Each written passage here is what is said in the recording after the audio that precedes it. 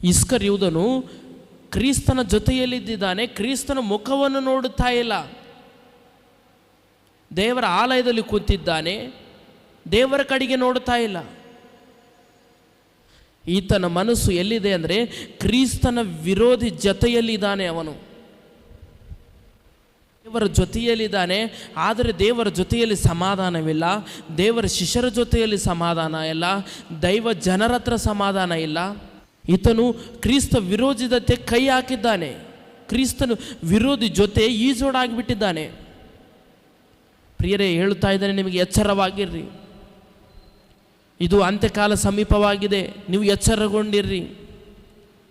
ಅದಕ್ಕೆ ಎಲ್ಲರ ಜೊತೆ ಸಮಾಧಾನವುಳ್ಳವರಾಗಿರಬೇಕು, ಕ್ರಿಸ್ತನ ಜೊತೆಯಲ್ಲಿ ಕೂಡ ಸಮಾಧಾನವಾಗಿರಬೇಕು. 1 ಯೋಹಾನನ 3ನೇ ಅಧ್ಯಾಯ 20ನೇ ವಚನ ಓದಿಕೊಳ್ಳೋಣ. ಮತ್ತು ನಮ್ಮ ಹೃದಯವು ಯಾವ ವಿಷಯದಲ್ಲಿ ಯಾದರೂ ನಮ್ಮನ್ನು ದೋಷಿಗಳೆಂದು ನಿರ್ಣಯಿಸಿದರೂ ದೇವರು ನಮ್ಮ ಹೃದಯಕ್ಕಿಂತ ದೊಡ್ಡವನಾಗಿದ್ದು ಎಲ್ಲವನ್ನು ಬಲ್ಲವನಾಗಿದ್ದೇನೆಂದು ನಾವು ತಿಳಿದು ದೇವರ ಸಮಕ್ಷದಲ್ಲಿ ನಮ್ಮ ಹೃದಯವನ್ನು ಸಮಾಧಾನ ಪಡಿಸುವೆವು.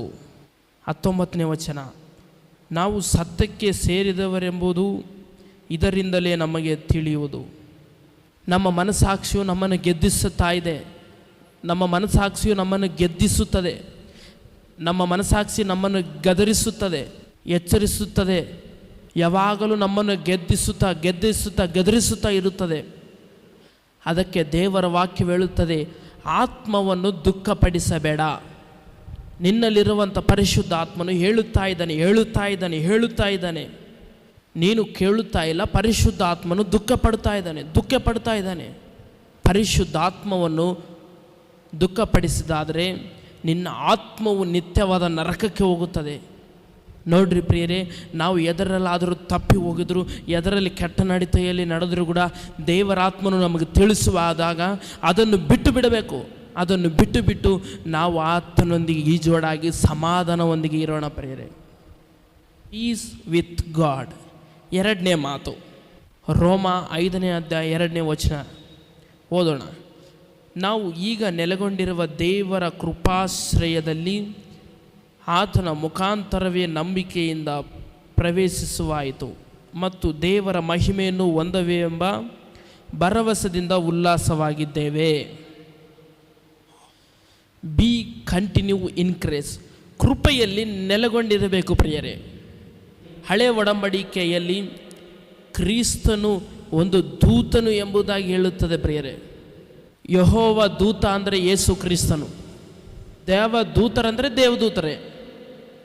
ನೀವು ಅಂದುಕೊಂಡಂಗೆ ಅವರಿಗೆ ರೆಕ್ಕೆಗಳು ಇರುತ್ತವೆ. ಯೆಹೋವ ದೂತನಂದರೆ ಯೇಸು ಕ್ರಿಸ್ತನು. ಅಬ್ರಹಾಮನು ಎಲಿಯಾಜರ ಜೊತೆ ಏನಂದರು? ಯೆಹೋವನು ತನ್ನ ದೂತನನ್ನು, ಅಂದರೆ ಅಬ್ರಹಾಮನಿಗೆ ಗೊತ್ತು ಯೇಸು ಕ್ರಿಸ್ತ ಯಾರು ಎಂಬುದಾಗಿ. ಅದಕ್ಕೆ ಗಮನಿಸಿರಿ, ವಿಶ್ವಾಸವು ಲೋಕಸ್ಥರಿಗೆ ಅರ್ಥವಾಗುವುದಿಲ್ಲ ಪ್ರಿಯರೇ. ನಾವಾದರೂ ವಿಶ್ವಸಿಸಿ ಆತನ ನಂಬಿಕೆಯಲ್ಲಿ ಕಾಣುವವರಾಗಿರಬೇಕು. ನೀವು ವಿಶ್ವಸಿಸುವುದು ಏನೆಂದರೆ, ಕ್ರಿಸ್ತನು ನನ್ನ ಜೀವಿತದಲ್ಲಿ ಒಂದು ಸ್ವಸ್ಥತೆಯನ್ನು ಮಾಡುತ್ತಾನೆ ಎಂಬುದಾಗಿ ವಿಶ್ವಸಿಸುತ್ತಾ ಇದ್ದೀರಾ ನೀವು? ಈಗ ನಮ್ಮ ಕೈಯಲ್ಲಿ ಒಂದು ರೂಪಾಯಿ ಇದ್ದಿಲ್ಲ ಅಂದರೆ 50 ಲಕ್ಷ ಕೊಡುತ್ತಾನೆ ಎಂಬುದು ಅದು ವಿಶ್ವಸಿಸುವಂಥ ಒಂದು ಮಾತಾಗಿದೆ. ಅದು ಒಂದು ವಿಶ್ವಸಿಸುವಂಥ ಮಾತು. ದೇವರು ಶಿಷ್ಯನ ಬಂದು ವಿಶ್ವಸಿಸಬೇಕು. ಅದು ಅಲ್ಲ, ಇರುವಾತನು ಅನ್ನುವಾತನು ನಾನೇ, ಅದನ್ನು ವಿಶ್ವಸಿಸು ಎಂಬುದಾಗಿ ಹೇಳುತ್ತಾ ಇದ್ದಾನೆ ದೇವರು. 5 ಮಾತುಗಳನ್ನು ಹೇಳುತ್ತೇನೆ. ರೋಮ ಬರೆದ ಪತ್ರಿಕೆ 5ನೇ ಅಧ್ಯಾಯ 1ನೇ ವಚನ. ಹೀಗಿರಲಾಗಿ ನಾವು ನಂಬಿಕೆಯಿಂದ ನೀತಿವಂತರಾದ ಕಾರಣ ನಮ್ಮ ಕರ್ತನಾದ ಯೇಸು ಕ್ರಿಸ್ತನ ಮೂಲಕ ದೇವರೊಂದಿಗೆ ಉಂಟಾದ ಸಮಾಧಾನದಲ್ಲಿ ಇರೋಣ. ಕ್ರಿಸ್ತನು ಅನುಗ್ರಹಿಸುವಂಥ ಒಂದು ಸಮಾಧಾನವು ನಿತ್ಯ ಸಮಾಧಾನವು. ಒಂದು 6 ತಿಂಗಳು ಸಮಾಧಾನವಾಗಿದ್ದು, ಒಂದು 6 ತಿಂಗಳು ಮನೆ ಬಾಗಿಲಾಕಿ ಹೋಗುವುದು, ಸಮಾಧಾನ ಇರಲಾರ್ದಾಗೆ ಇರುವುದು, ಅದು ಕ್ರಿಸ್ತನ ಕೊಡುವಂಥ ಒಂದು ಸಮಾಧಾನ ಅಲ್ಲ. ದೇವರು ಸಮಾಧಾನವನ್ನು ಕೊಟ್ಟರೆ ಅದು ನಿತ್ಯ ಸಮಾಧಾನವಾಗಿದೆ. ಯೇಸು ಕ್ರಿಸ್ತನು ಹೇಳುತ್ತಾ ಇದ್ದಾನೆ, ಸಮಾಧಾನವನ್ನು ನಿಮಗೆ ಅನುಗ್ರಹಿಸುತ್ತೇನೆ. ಎರಡನೇದಾಗಿ, ನನ್ನ ಸಮಾಧಾನವನ್ನು ನಿಮಗೆ ಕೊಡುತ್ತೇನೆ. ಮೂರನೇದು, ಲೋಕವು ಕೊಡುವ ಸಮಾಧಾನ ಅಲ್ಲ. ಸ್ತೋತ್ರ ಹೇಳೋಣ. ಲೋಕವು ಕೂಡ ನಿಮಗೆ ಸಮಾಧಾನವನ್ನು ಕೊಡುತ್ತದೆ, ಅಂಥ ಸಮಾಧಾನ ಅಲ್ಲ. ಸಮಾಧಾನದ ಅಂಥದ್ದೇ ಒಂದು ಸಮಾಧಾನ. ನಾವು ಸಣ್ಣಾಗಿದ್ದಾಗ ಒಂದು ರಸನವನ್ನು ಕುಡಿತಿದ್ದೆವು. ಒಂದು ರಸನ ಬರ್ತಿತ್ತು, 2 ರೂಪಾಯಿಗೆ ಪ್ಯಾಕೆಟ್ ಒಂದು ರಸನ. ಅದು ರುಚಿಯಾಗಿರುತ್ತಿತ್ತು, ಹಾಗೇ ಇರುತ್ತಿತ್ತು. ನಾವು ಕರ್ತನ ಭೋಜನದಲ್ಲಿ ದ್ರಾಕ್ಷಿ ರಸವನ್ನು ಯೂಸ್ ಮಾಡುತ್ತೇವೆ. ದ್ರಾಕ್ಷಿ ರಸದಂತೆ ಅಲ್ಲ, ರಸನೇ ಅದು. ಲೋಕವು ಕೊಡುವ ಸಮಾಧಾನ ಹಾಗೆ ಇರುತ್ತದೆ. ಸಮಾಧಾನದಿಂದನೇ ಇರುತ್ತದೆ. ರುಚಿ ಹೇಗೆ ಇರುತ್ತದೆ ಹಾಗೆ ಇರುತ್ತದೆ. ದೇವರು ವಾಕ್ಯವು ಹೇಳುತ್ತದೆ, ಪವಿತ್ರ ಆತ್ಮನು ವಾಕ್ಯವನ್ನು ಬರೆಯುವಾಗ ಒಂದನೇದು ಪ್ರೀತಿ, ಆಮೇಲೆ ಕೃಪೆ, ಅದ ನಂತರ ಆನಂದ, ಅದ ನಂತರ ನಿರೀಕ್ಷೆ, ಇವೆಲ್ಲವೂ ಇರುತ್ತವೆ.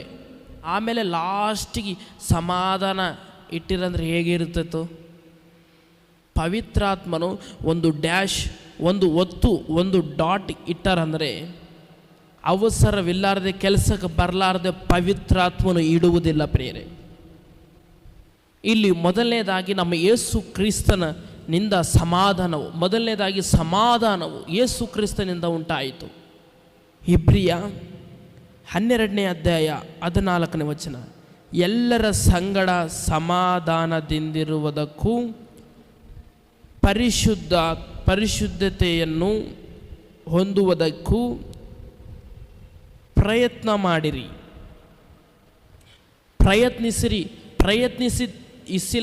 ಪ್ರಯತ್ನಿಸಿಲ್ಲ ಅಂದರೆ ಫಲಿತವೂ ಬರುವುದಿಲ್ಲ. ನಮ್ಮ ಪ್ರಯತ್ನಿಸುವುದಕ್ಕೆ ಫಲಿತವೂ ಬೇಕು. ನಾವು ಯಾವುದಾದ್ರೂ ಒಂದು ಕೆಲಸ ಮಾಡುವುದಾದರೆ ಅದಕ್ಕೆ ಫಲಿತವಿದ್ದರೆ ಅಲ್ಲ ನಾವು ಕೆಲಸ ಮಾಡುತ್ತೇವೆ. ಅದರಿಂದ ನಮಗೆ ಒಂದು 4 ರೂಪಾಯಿ ಆಗಲಿ, ಅದರಿಂದ ನಮಗೆ ಏನರೇ ಒಂದು ಬರುತ್ತದೆ ಎಂಬುದಾಗಿ ವಿಶ್ವಾಸದಿಂದಲೇ ನಾವು ಮಾಡೋದು. ಅದು ಫಲಿಸುವ ಮುಖಾಂತರವಾಗಿ. ಆತನು ಕೇಳುತ್ತಾ ಇಲ್ಲ, ಪ್ರಯತ್ನಿಸಿರಿ, ಒಳ್ಳೆಯ ಮನಸಾಕ್ಷಿನಿಂದ ಪ್ರಯತ್ನಿಸಿರಿ. ಆತನು ಕೇಳಿಲ್ಲ ಅಂದರೆ ಹೇಳ್ರಿ. ಆತನು ಒಪ್ಪಿಕೊಳ್ಳುತ್ತಾ ಇಲ್ಲ, ಸ್ವಲ್ಪ ದಿನ ಆದ ನಂತರ ಬಂದ್ ಮಾಡಿಬಿಡ್ರಿ. ಪರಿಶುದ್ಧತೆ ಇಲ್ಲದೆ ಯಾರು ದೇವರನ್ನು ನೋಡುವುದಕ್ಕೆ ಸಾಧ್ಯವಿಲ್ಲ. ಮೊದಲನೇದಾಗಿ ಸಮಾಧಾನವು. ಅದಕ್ಕೆ ಪ್ರಭುವೇನ ಯೇಸು ಕ್ರಿಸ್ತ ಹೇಳುತ್ತಾ ಇದ್ದಾನೆ, ನಿಮ್ಮ ಹೃದಯವನ್ನು ಕಳವಳಪಡಬೇಡ್ರಿ, ನಿಮ್ಮ ಹೃದಯವನ್ನು ಕಳವಳಪಡಿಸಬೇಡ್ರಿ. ದೈವ ಸಮಾಧಾನ ಉಳ್ಳವರಾಗಿ, ದೇವರಿಗೆ ಸಮಾಧಾನ ಉಳ್ಳವರಾಗಿ. ಲೂಕನ ಬರೆದ ಸುವಾರ್ತೆ 2ನೇ ಅಧ್ಯಾಯ 16ನೇ ವಚನ, ಮೇಲಾಣ ಲೋಕಗಳಲ್ಲಿ ದೇವರಿಗೆ ಮಹಿಮೆ, ಭೂಲೋಕದಲ್ಲಿ ಮನುಷ್ಯರೊಳಗೆ ಸಮಾಧಾನ. ಯೇಸು ಕ್ರಿಸ್ತನು ಸಮಾಧಾನಕ್ಕೆ ಅಧಿಪತಿಯಾಗಿದ್ದಾನೆ, ಸಮಾಧಾನಕ್ಕೆ ಕರ್ತನಾಗಿದ್ದಾನೆ. ಯೇಸು ಕ್ರಿಸ್ತನನ್ನು ಸಮಾಧಾನವನ್ನು ಅಗಲಿಸುವುದಕ್ಕೆ ಸಸೆಮಿರ ಆಗುವುದಿಲ್ಲ.